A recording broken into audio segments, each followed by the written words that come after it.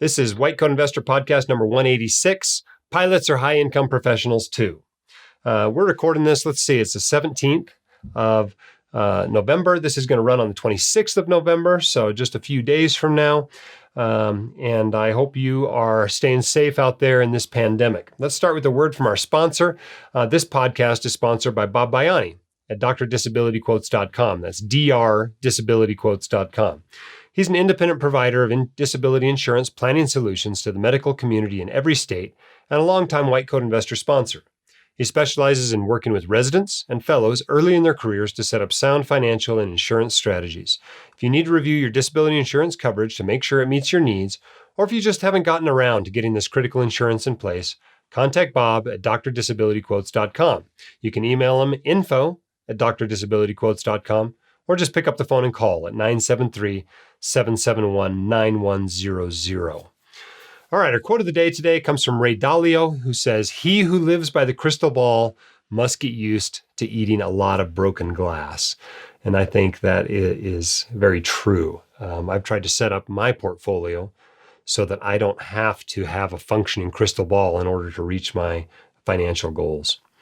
Thanks for what you do. Things are difficult right now. I don't know about you guys, but we're boarding COVID patients in the ER. All the beds are full. It's just a matter of trying to decide who's the least sick. The least sick ICU patient goes to tele. The least sick tele patient goes to the floor. The least sick floor patient ends up in the ER or being discharged home. And the least sick ED patient sits in the waiting room. So if you're backed up like we are, I hope you're surviving these days. Had a difficult experience recently. Had a 4-week-old former preemie come in, basically in a cardiac arrest. Interestingly, the medics called and actually wanted to call it in the field. I didn't think that was a very good idea on a 4-week-old. So we made the medics bring him in and ran what ended up being a beautiful and very well-run code. Had a lot of help from our NICU. Even our neonatologist came down and assisted with it. And we did spectacular CPR for about 45 minutes on this baby, and unfortunately did not get the baby back. And, that's hard. It's hard to watch kids die.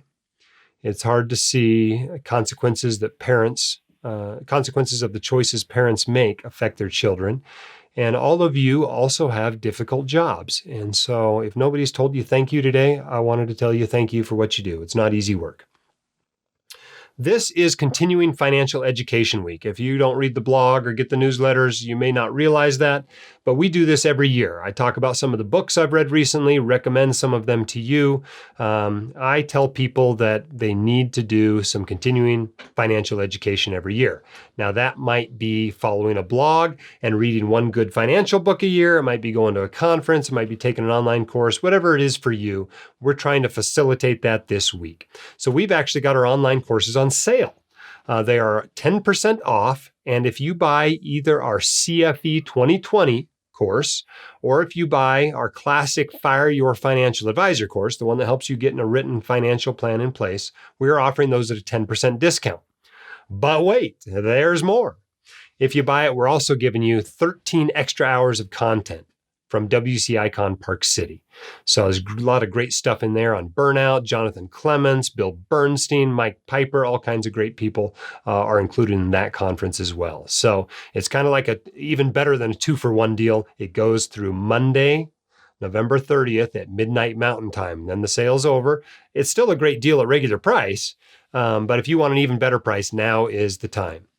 If you haven't heard about our upcoming 2021 Physician Wellness and Financial Literacy Conference, this will be a live but virtual conference. Sorry, COVID's too bad to have 1,000 of you get together in the same room, but it'll be live and virtual. That is on the early bird sale till the same time, till November 30th, midnight Mountain Time. You get $120 off that conference. So sign up now. It's going to be great. And we're really looking forward to seeing as many of you there as we can. All right, we got an awesome guest today. As I mentioned, we're going to be talking about pilots and their finances today. So let's get into it.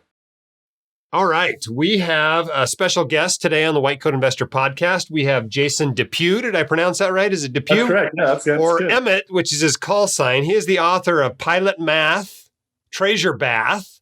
and a major contributor to the Pilot Network. He is a captain with Delta, a veteran as well, flew in the Air Force, and is here to join with us today to talk a little bit about a high-income professional category that we don't discuss a lot at the White Coat Investor, which is professional pilots, especially at the majors. A lot of people don't realize they make doctor-like incomes and actually have a lot of doctor-like financial challenges.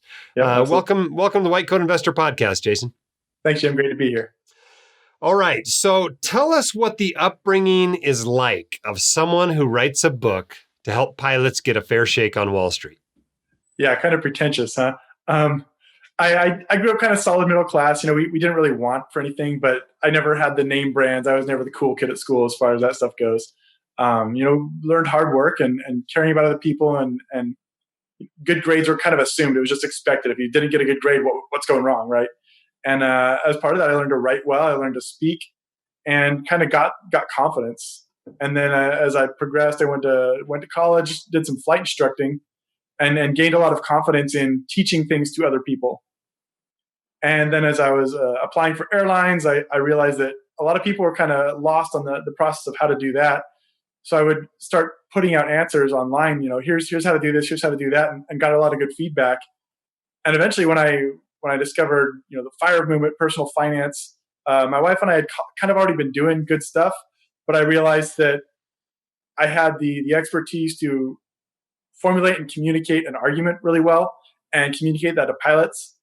And now I could add the personal finance piece to it and help a lot of people out. So I just started writing about it, and it ended up a lot of blog articles, and then it ended up being a book too.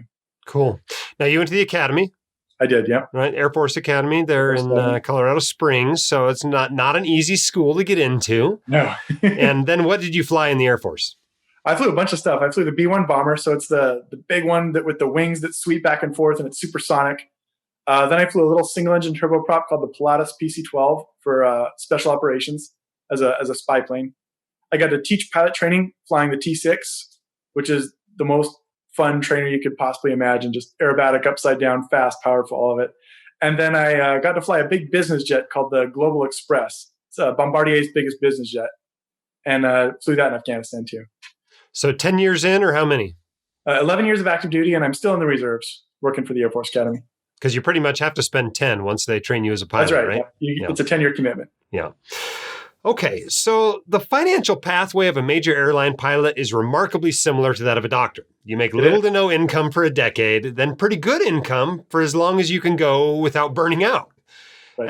And maybe even you have similar debt if you went into the civilian world, or even if you went into the military world, right? You have a time commitment, just like a doctor that did the Health Profession Scholarship Program like I did, right, to pay for medical school. What other parallels do you see between the financial lives of doctors and pilots? Yeah, there's a lot. And, for background, my wife is also a board-certified pediatric dentist. So I'm not a doctor, but I can really kind of understand that world pretty well. And then there really are a lot of parallels. One thing I've noticed is when you have a high income, you get a lot of people offering help. And they want to, sell you their services, their advisory services, invest with us, all this kind of stuff. In a lot of ways, you don't need that, right? You can do it all yourself for the most part. That said, I know a lot of your listeners, something like 80% have some kind of financial planner, right? Well, I don't know that that's 80% of my listeners. I would estimate that's probably 80% of doctors that need one, just because they don't bother learning this stuff or don't want to do it. But of my listeners, I'm sure that number's much smaller. Okay. It's obviously a selection bias if you're interested in listening to financial podcasts. There you go. The one thing I've noticed is my wife, has a single member LLC for her dental practice, her work. And our financial planner helped her set up a pension plan, a defined benefit pension plan, which is an awesome benefit, huge tax advantages. Nobody talks about it. We had no idea it existed, and we wouldn't have found it without them. So I think there are some, values to getting some expert help sometimes. But in general, you can do it all yourself. And same for pilots and doctors. Something I noticed is a lot of pilots are trapped with these golden handcuffs attached to the control yoke in the flight deck, right? And the money is so good that it's just really tough to pass up opportunities to make more. And sometimes, it feels like you're keeping score. How much money did I make this year? Is it more than last year? And I know doctors do the same thing. I see it with my wife and with her friends. One more shift, one more call. Right. Here's another couple grand. That much money, right? Yep. Yep. Um, but there's burnout, right? You mentioned that already. Burnout is an issue for pilots and for doctors, and it's something to watch out for. And what are you ultimately going for in life? You kind of have to think about that and take some time to focus on that. And that's kind of why I wrote my book, is to kind of have a pilots think through that. And then another thing I see a lot is, just like musicians and pro athletes, there's a lot of high income professionals out there, especially pilots, who make these unbelievable incomes and they're dirt poor. And they get to the end of their careers and they wonder why they have no money, and they've got all these fancy toys, but they're really not happy and they're not taken care of, and they're worried about the rest of their life. So I like the work that you're doing, and that's kind of what I'm going for with pilots too, is give some people some basic financial education, and all it takes is a little bit, and it can go a long way and help people get set up for the rest of their lives. Yeah, for sure. With that sort of an income, Yeah. just basic financial literacy and a little bit of financial discipline goes a long, Right. long way. So this Right. book you wrote, it's a good segue into it. Yeah. Pilot Math, Treasure Bath. What do you mean by pilot math? And my next question, of course, is going to be, what do you mean by treasure bath? Yeah. So pilot math is a kind of an inside joke for pilots. It's kind of a play on words. Pilots have these little rules of thumb that we use all the time when we're flying. Like if you're at 30,000 feet, you need to descend for New York. You know that the airplane descends, it needs 3 miles per 1,000 feet to descend. So you need to start 60 miles outside of New York to start your descent. And that's just basic pilot math that everybody knows. So I kind of took that and turned it on its head and said, now pilot math means the shockingly simple math of early retirement. And I wanted pilots to think through that. So it's a catchphrase that every single pilot recognizes, and that kind of draws them in. Okay, so you've referenced there a relatively famous post by Pete Adeny at Mr. Money Mustache, the shockingly simple math of early retirement, which basically is that the more you save, the sooner you can retire. Exactly. So what's a treasure bath then? All right. So for treasure bath, I was at a squadron and we got a new deputy commander, a new DO, and we had both been in spec ops. So we were talking about deployments and sharing war stories and all that. And he mentions he got this good deal deployment one time where he spent 100 days in this really swanky location and he got $170 a day per diem. And I real quick did the math in my head. Wow, 17 grand. And my eyes got real big because for a military officer, 17 grand is a lot of money. And he just smiled and said, treasure bath, just like that. And it turns out he's quoting a skit, I think from SNL or something years ago. But for me, it evoked this idea of sitting in a bathtub full of treasure, or Scrooge McDuck, diving into his 3 cubic acres of gold and gems. And for pilots, we tend to take ourselves pretty seriously, but I think humility is important, and I think it's important to be able to make a little bit of fun about yourself. And I don't have a degree in finance, I'm not an MBA, and so for me as just another line pilot, to be able to talk to other pilots about finance, I think it's important for them to know that there's some humor in there, and it's not all just me saying I'm super serious and super expert on this. So some people might accuse you, after they get into your book, of just taking the ideas of the fire community and applying them to the lives of pilots. Is that a fair accusation? Absolutely. I feel like anyone who discovers the fire movement goes on the exact same journey. They say, wow, this is cool. Wow, I want to tell everybody I know about this. Hey, I know, I'll start a blog or a podcast, right? And that's what everybody wants to do. And I was in that exact same place. I discovered Mr. Money Mustache and you and the Mad Fientist and a bunch of others. And I wanted to tell everybody I knew about it. And then I realized that if I were to start a blog and just start writing generalist financial independence writing, I would be covering things that have been covered over and over again. And, could I really do it any better than has already been done before? I don't know. But it would be a lot of work to go through all of that. And so I ended up kind of stepping back and thinking, well, who am I really trying to help out? Who am I really trying to talk to? And my primary audience was all the pilots that I was flying with. Pilots are notoriously bad with money. We make bad decisions and buy fancy toys, and I wanted to be able to help them. So I realized that by really focusing down my message on an area where I kind of have expertise and a little bit of credibility, I'd already been doing a lot of writing for pilots, I could really speak to them in a way that, the average pilot is not going to go listen to Mr. Money Mustache talk about punching them in the face. They're going to say, screw you, dude, and walk away. But if it's another pilot telling it to them, I think it's a lot more approachable for them. Now, in your book, the first few chapters of the book in particular, you claim multiple times that someone can have a very nice life on about $50,000 a year. Yeah. And you base your argument primarily on the fact that the average American spends about $50,000 a year, which is what they make. Do you really think that the average American has a very nice life? Yeah, I do. So I've been on 8 combat deployments. I've spent time in Russia, Afghanistan, Djibouti, really horrible places on this planet. You cannot imagine the poverty and the life that the people live there. And on one level, I have very little sympathy for anyone who says that they cannot be happy spending $50,000 a year living in a country as great as the United States of America. It's just unbelievable. Now, for me, having a nice life and enjoying your life is a decision, right? It's about finding meaning in life and enjoying what you have versus just pursuing, a bunch of other stuff. I think that's kind of the most important message about the financial independence movement is learning to realize to really appreciate what you have and set priorities in your life and then craft your life so that you can focus on your priorities. And one of my favorite fire writers is Justin from the blog Root of Good. And his family lives, they can't even break $40,000 a year when they try hard. And they retired years ago and their net worth has since doubled and they live this great life and $40,000 a year in spending. So you don't have to have all the flashy toys and cars and houses and everything else to live a great life. I think it's definitely possible. I have trouble talking doctors into doing it for 2 to 5 years after residency. I just tell them to keep living like they were as a resident and tell them you only got to do it for a couple of years. And even so, I can't talk them into doing it for a couple of years, much less an entire career. I think a lot of people have a very hard time believing that. Yeah. Why do you think that is? I think there's a lot of peer pressure out there, and you get these older doctors, these, more experienced ones, or the airline captains, and they really can't afford to go buy a brand new Tesla or a Porsche or a boat or whatever. And then they come to work and they show it off. And the young doctors think, oh, I should do that. I'm a doctor. I can afford that. The pilot, oh, I need my captain's house, whatever. It's a lot of peer pressure. And it's kind of just all of America in general. You've got to have the newest iGadget hanging off your belt clip and the newest computer and the newest car and the newest clothes. And do you really need that to be happy? No, but it's hard to overcome just all the messaging that's raining down on us every day. All right. You also in the book, and readily admit, as do I, and I'm not innocent of this by any means, that we both spend well more than $50,000 in any given year, even with a paid off house.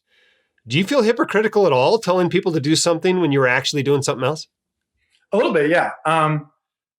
Obviously, I do. I spend more than that $57,000 a year figure, and I'm an airline captain, so I allowed myself a little extra there. But I wrote an article that I call "Escape Plan Fire." So my wife and I reached financial independence after our active duty military service. We were good at the end of that. And if all else failed, if we both lost our jobs, she could never practice again, I could never fly again, we could sell our current house. We could pay off a rental house that same day that we have in Rapid City, South Dakota. We could move there. It's by a school. It's biking distance to a grocery store. And our nest egg as it is, our treasure bath, could support us for the rest of our lives and we'd be happy there. It's a place we love. So I feel like a lot of high income professionals get to that point pretty quickly, right? You can get to the point where you are financially independent.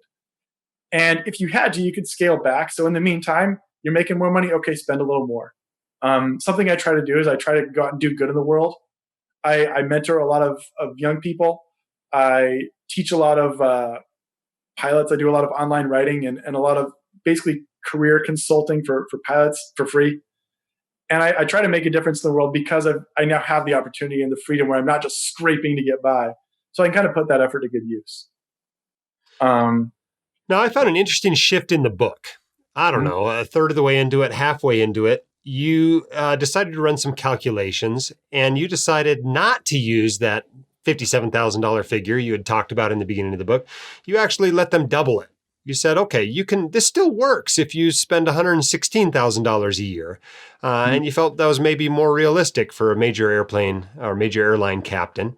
Why did you decide to make that concession?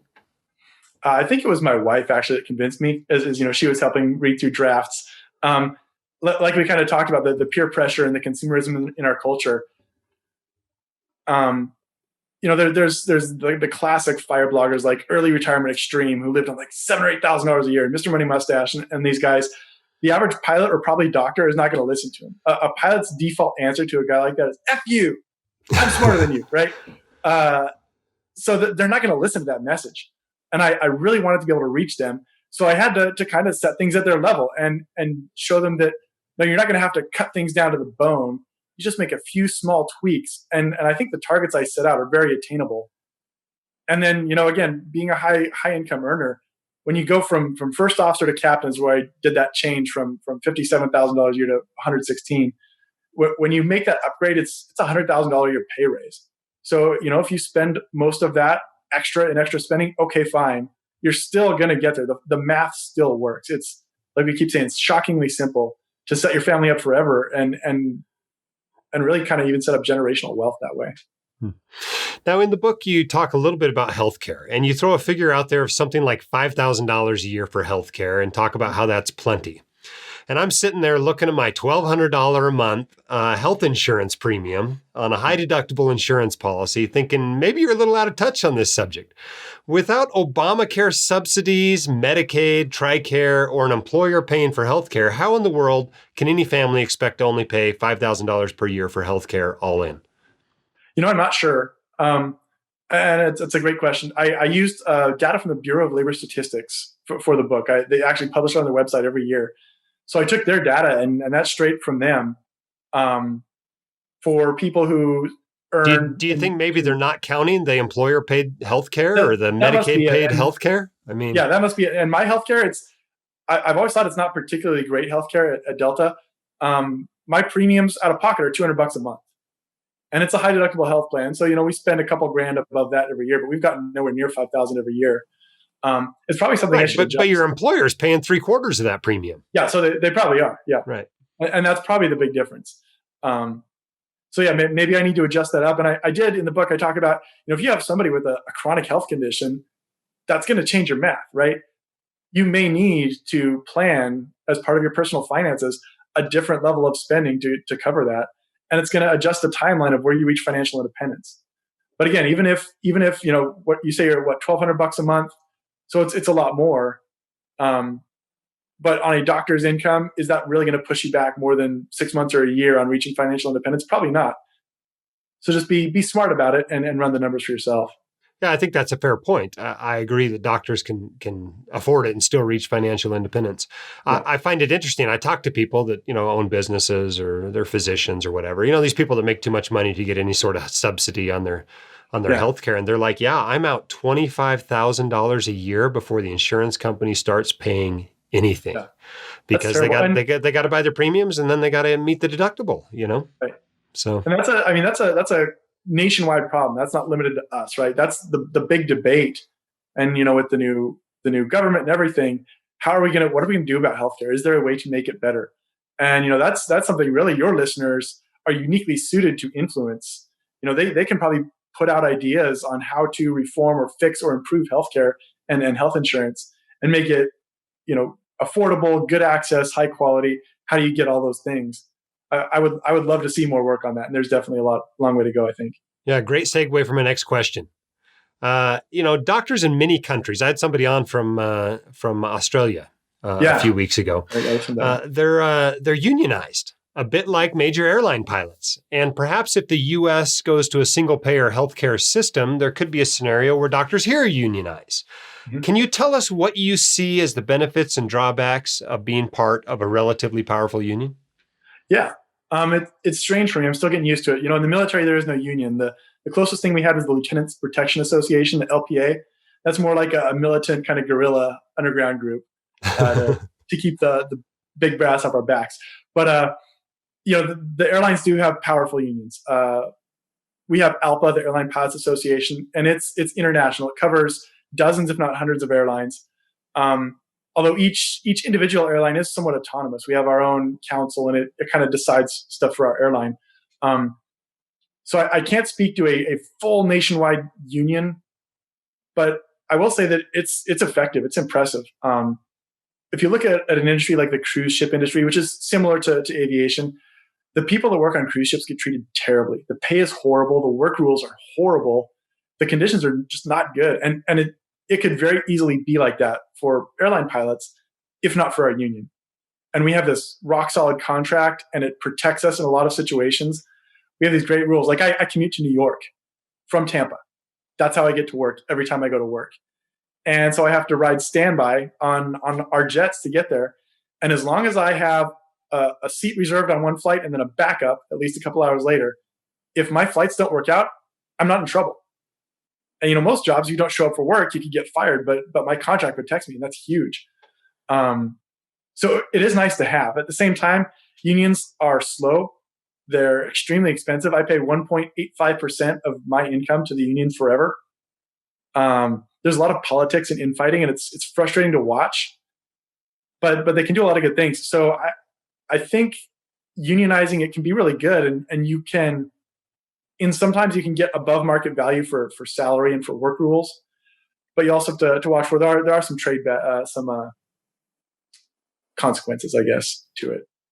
What kind of consequences have you seen in the pilot world? There's like one thing that ALPA likes to do is they don't want a 737 pilot at Delta to get paid a whole lot different than a 737 pilot at Alaska Airlines. They want to keep those pay rates somewhat similar. Now, could we potentially negotiate for much better pay rates?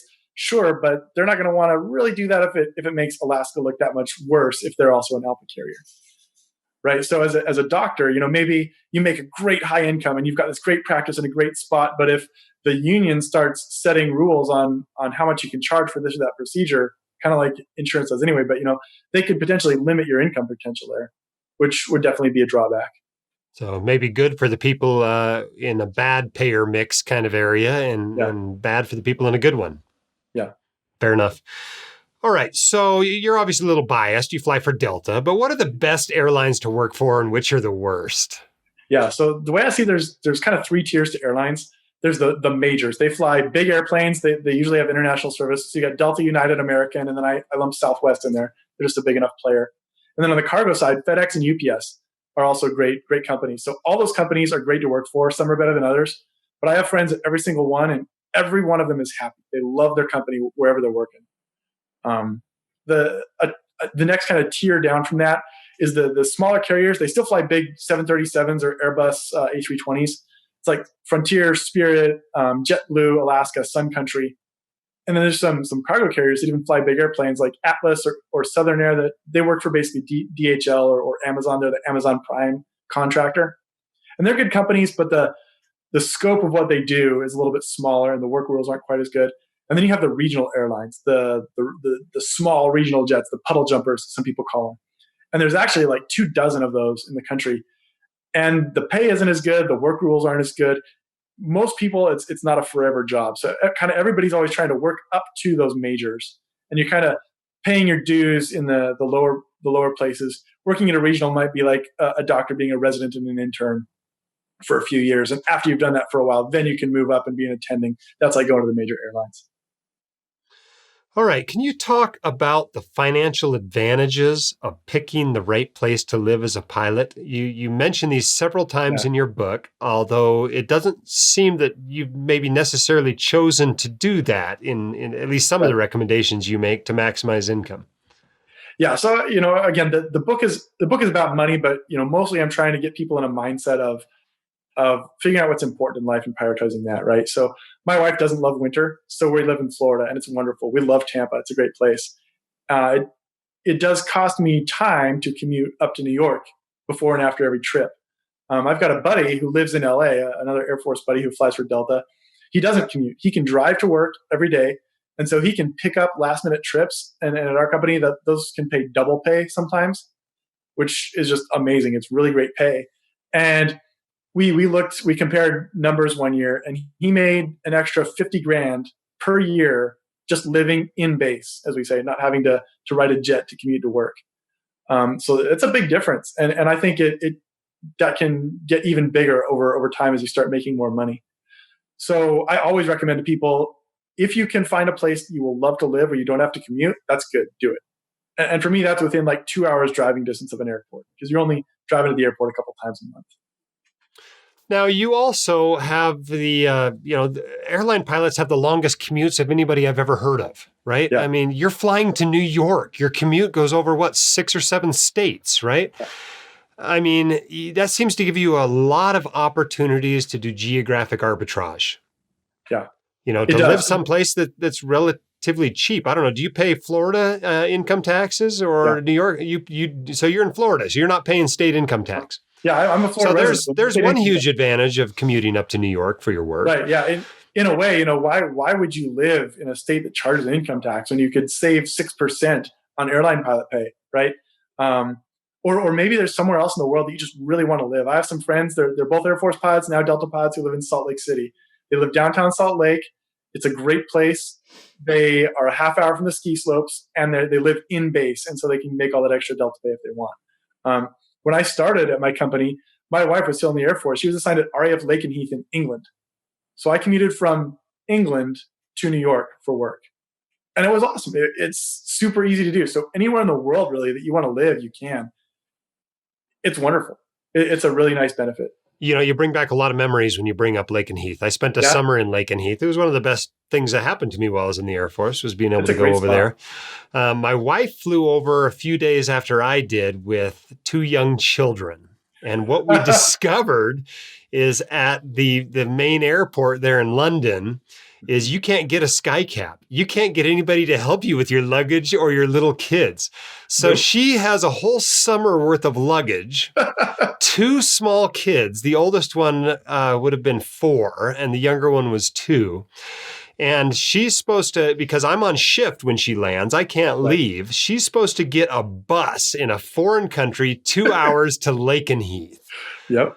And she doesn't make it to the bus. And now Oh, she's no. got to go to the other side of Heathrow. I mean, it was this disaster after she's been What a up all nightmare. night with these 2 kids on the plane. And she finally showed, it was quite a disaster going to Lakenheath. But we had a great 6 weeks there and then spent a week on the continent. So I Yeah, can I bet. certainly get We the loved that attraction of being able to do something like that. So that's pretty fun.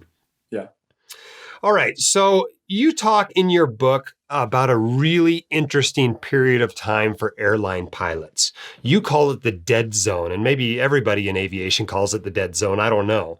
But I think a lot of my audience may not be familiar with the history of the dead zone and its lessons, both for pilots and doctors, really. Can you talk about the dead zone and the lessons that can be learned from it, and maybe even connect it to some of the parallels we're seeing in 2020? Yeah, absolutely. So early 2000s, you had the dot-com bubble burst. You had 9/11. Then the 2008 downturn. You had more bankruptcies and everything, and the airlines went through a really rough period where there were mergers, there were bankruptcies, there were furloughs where an airline pilot gets told, "Hey, you're not coming to work and you're not getting paid, and we'll call you back in a few years."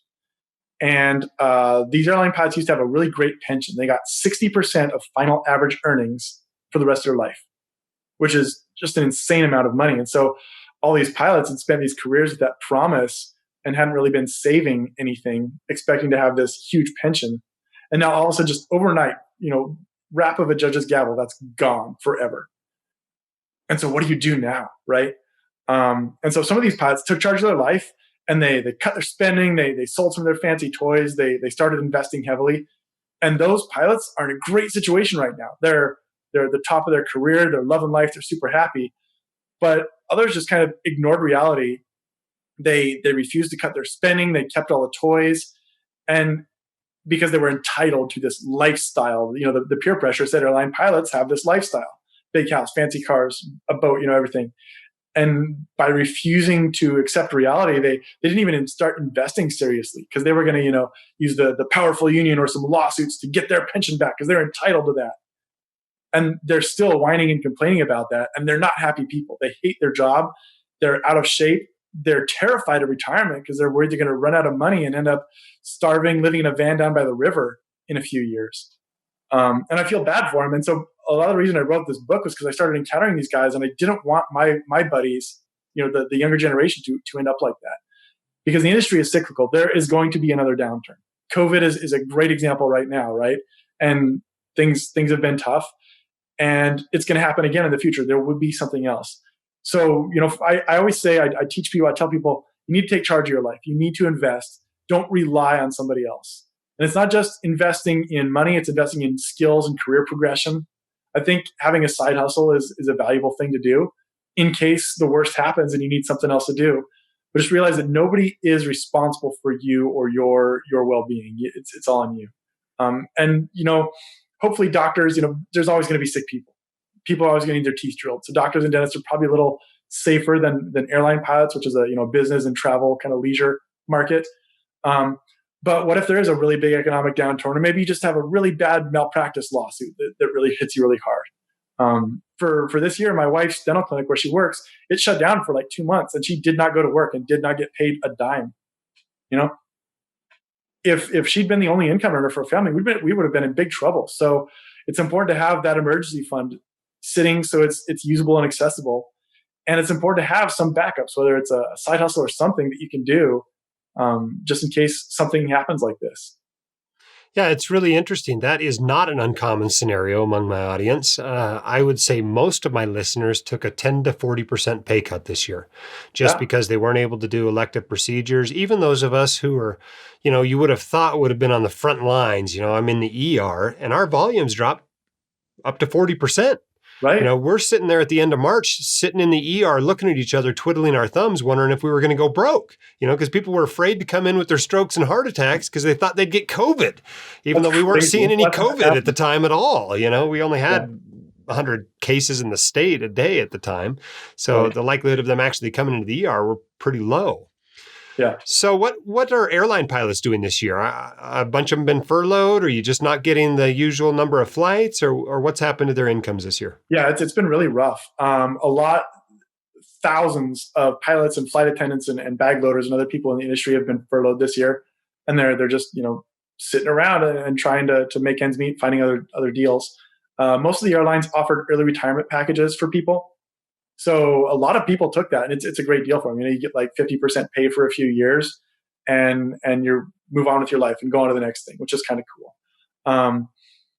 A lot of people are just not flying as much. I'm on reserve with the airlines, which again the contract rules. I get paid 72 hours a month whether I fly or not. It's great. It's a lot of money, and so they're welcome to have me not fly, and I'll just keep raking in the money. But it's kind of frustrating not flying. We'd rather be out there taking people places. So how much are you actually flying? They're paying you for 72, but how much are you actually flying? Last month, I flew 4 legs for a total of maybe 15 hours. 15 hours and paid for 72. I guess that's the power of a union right there. It is. That's the power of a union. Yeah. So there are some big benefits for sure. Yeah. All right. Well, let's turn to some questions I collected from my friend, the pilot. Okay. I was mentioning before we started recording that I have a friend in my neighborhood. He's a pilot. He has a few questions for you. He says, It seems all of my highest earning years will be between the ages of 40 and 65. How does that affect my planning for retirement? Okay, good question. Airline pilot pay does get a lot better as time goes on. So for me as a pilot, the most important thing, and any high income earner, there's a great book by Simon Sinek called Start With Why. And I tell people you need to ask yourself that question. What is the driving why in your life? What are you trying to get out of life? And then do you need 5 days a week worth of income to reach that goal all the way till age 65 or whatever? And then I think I've in my book, I've shown with math that you don't. You can set yourself up for financial freedom forever and probably generational wealth in a very short amount of time. So, personally, I love my job. I love flying. And when I discovered the FIRE movement and the Mad Scientist wrote an article about what does your ideal life look like? So I kind of thought through that, what would it look like? Well, I'd get up in the morning, I'd go out to my hangar and fly an airplane and come back and eat lunch and go on fly another airplane. So flying is part of my life no matter what, right? Now, if I'm going to be retired, I could pay a couple, $100 an hour to fly my own airplane, or I could get paid hundreds of dollars an hour to fly these really fancy jets for Delta. And oh, by the way, when I get where I'm going, they're going to put me up in a swanky hotel and I get to go eat some good food somewhere cool in the world. So, for me, I don't see myself necessarily retiring before age 65, but I'm not going to be like the guys who are desperate. There's pilots who are working 20, 25 days a month and just running themselves ragged, trying to bring in enough money to survive retirement. And I don't have to be like that because just a little bit of planning, a little bit of intentionality early in your career And instead, I'll go fly a trip a month. I'll go fly and 4 days, bounce around the world, go to, Paris and London and New York and back, and go enjoy that and eat some good food and hang out. And that will still give me a huge income, more than enough to live on. But I'm not going to be working myself ragged. So really think about what you're going for in life. What do you want to put all your time toward? And set yourself up so you can put the time toward that. You don't need to be working full time through age 65. You don't need to do it. Now, let's say you get to this, 40, 45 years old. You really don't have much put away.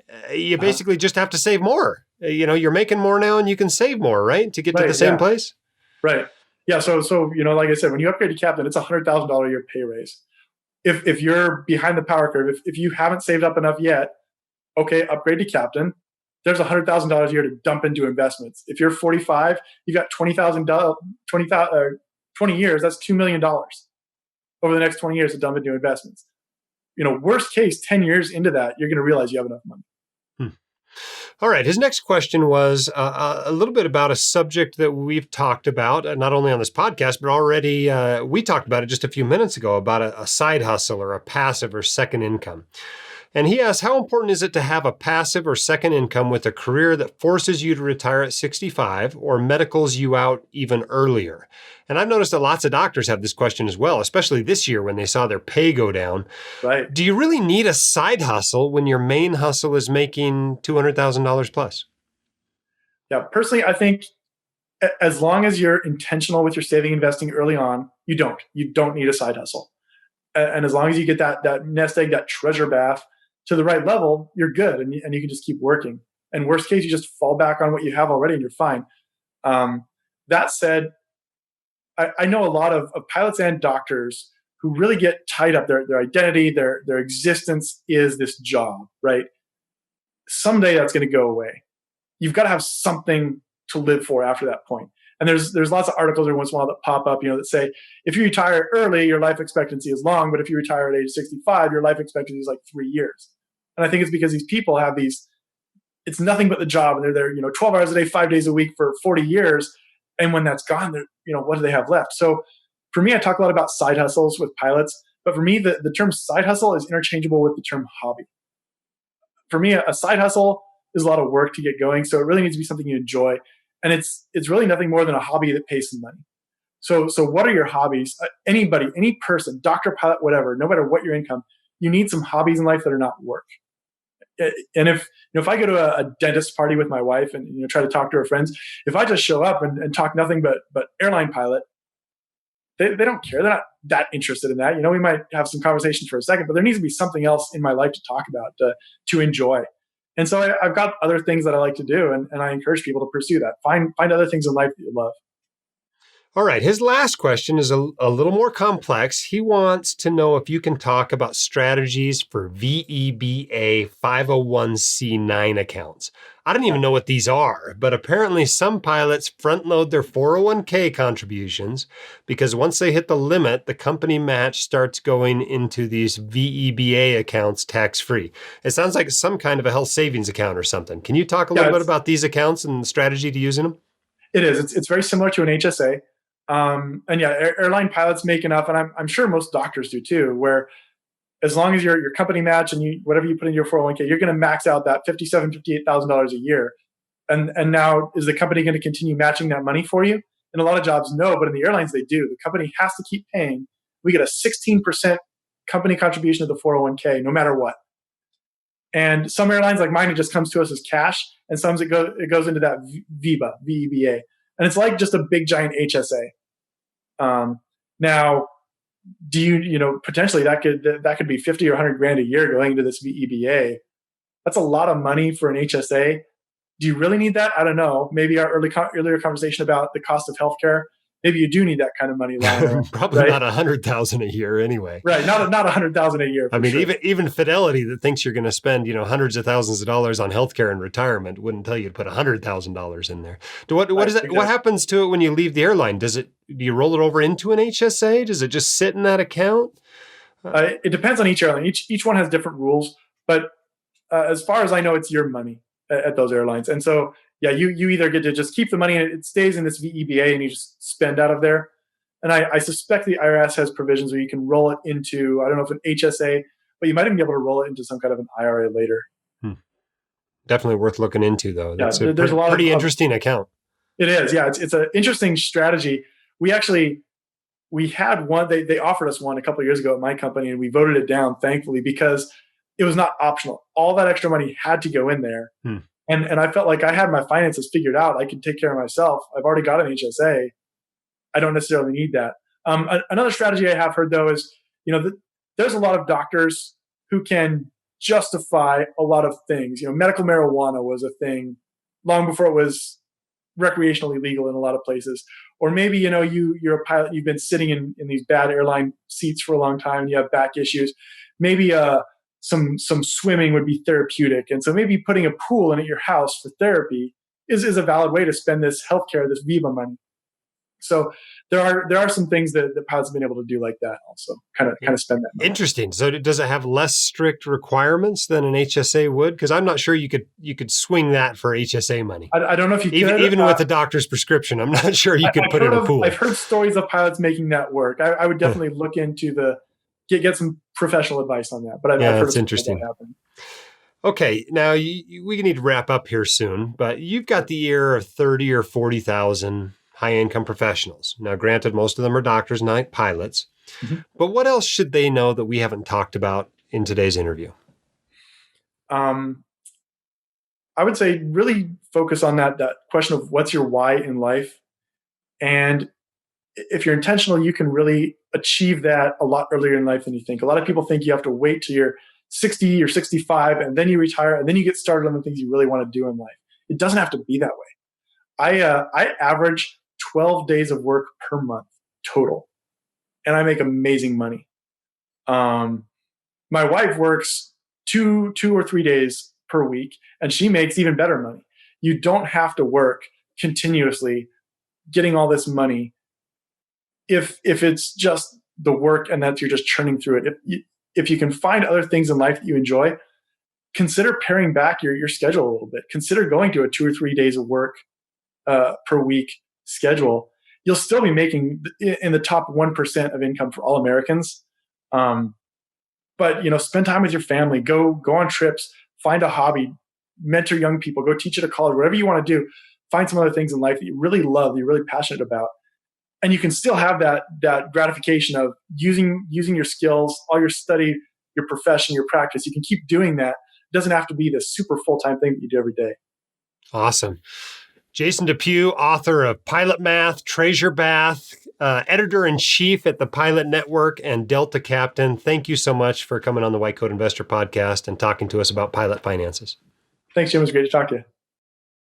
All right. I hope you enjoyed that interview. I've been talking to pilots for some time, and they always are saying, you should reach out to pilots more. You should reach out to pilots more. So today I thought I would. And introduce you to that resource as well, which is obviously going to be a little more pilot specific than I can ever be, given that I don't work in the industry like I do in medicine. But I hope you enjoyed that. This podcast was sponsored by Bob Baiani of DrDisabilityQuotes.com. He's an independent provider of disability insurance planning solutions to the medical community in every state and a longtime White Coat Investor sponsor. He specializes in working with residents and fellows early in their careers to set up sound financial and insurance strategies. If you need to review your disability insurance coverage to make sure it meets your needs, or if you just haven't gotten around to getting this critical insurance in place, contact Bob at DrDisabilityQuotes.com today. Email info@DrDisabilityQuotes.com or by calling 973-771-9100. In case you missed it when I talked about it at the beginning, there is a sale right now on our online courses. It's Continuing Financial Education Week. Okay, if you buy our online courses right now, you get 10% off, and we throw in 13 hours of additional content from WCICon Park City. So check that out. It lasts until Monday the 30th at midnight, and then that special offer goes away. But get your continuing financial education in this week. Obviously, if you haven't heard about the conference we're having in March, That is also on early bird special until Monday at midnight again. So if you want to come to this virtual but live WCICon conference, the Physician Wellness and Financial Literacy Conference that offers continuing medical education and dental continuing education credit, that is on early bird special. It's $120 off from now until Monday night at midnight Mountain Time. All right. Thanks for those of you who've left us a 5-star review and told your friends all about the podcast. Our latest review, or actually this one's been on there a while. This one comes from Trade Myron, who said, "Stoked, just what we needed. My fiance will be finished with residency in June, and we have asked all about these questions. Love your insight. Helps out a lot. Already can't wait to hear more. Thank you." 5 stars. So thank you for that review. Keep your head up, your shoulders back. You've got this, and we can help. We'll see you next time on the White Coat Investor Podcast.